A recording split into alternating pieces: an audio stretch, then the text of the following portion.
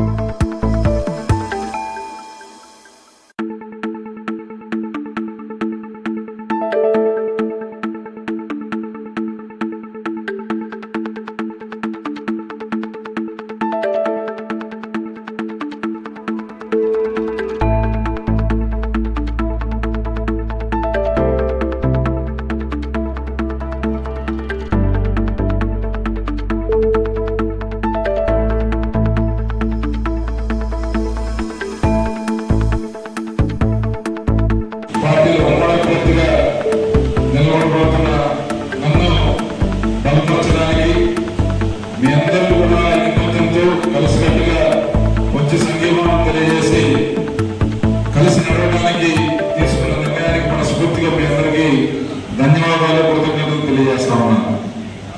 ఏ నమ్మకంతో మీరు మనందరం కలిసామో ఖచ్చితంగా నమ్మకాన్ని నిలబెట్టుకున్న దిశగా నేను ప్రయత్నం చేస్తాను, గట్టిగా కృషి చేస్తానని చెప్పి సందర్భంగా తెలియజేస్తా ఉన్నాను. ఈ సందర్భంగా పెద్దలు, గౌరవనీయులు శ్రీ సకలాంజనేయులు గారు, అలాగే పెట్టేల పుల్లయ్య గారు, సుబ్బరామయ్య గారు, పూజల నాగ్ గారు, పూజల పవన్ గారు, ఓపిశెట్టి కోటయ్య గారు, పెట్టేల కోటయ్య గారు, రామశెట్టి కాశీ గారు, ఓపిశెట్టి సుబ్బారావు గారు, ఇంకా పెద్దలు హనుమంతరావు గారు, రామారావు గారు, ఇంకా వీరందరూ ఈరోజు ఐకమత్యంతో మద్దతు ఇవ్వడానికి ఇక్కడికి వచ్చినందుకు మనస్ఫూర్తిగా ధన్యవాదాలు, కృతజ్ఞతలు తెలియజేస్తూ ఈరోజు ఒకటే మనం గమనించాలి. గత 5 సంవత్సరాలుగా ఈ రాష్ట్రంలో ఒక అరాచకపు పరిపాలన రాజ్యమేలుతా ఉంది. ఏమాత్రం రాజకీయ అవగాహన ఉన్న చిన్న వ్యక్తికి కూడా ఈ రాష్ట్రంలో జరుగుతున్న అకృత్యాలు, అన్యాయాల మీద ఒక స్పష్టత ఉంది. కానీ ఈ ఎన్నో ఇబ్బందులు, ఎన్నో కష్టాలని భరిస్తూ ఈరోజు ప్రతిపక్షాలన్నీ కూడా ఏకమైనవి. జెండాలు వేరుగా ఉన్నా ఒకటే అజెండాతో ముందుకెళ్తా ఉంది, ఈ రాక్షస ప్రభుత్వాన్ని గద్దె తిప్పాలి అని.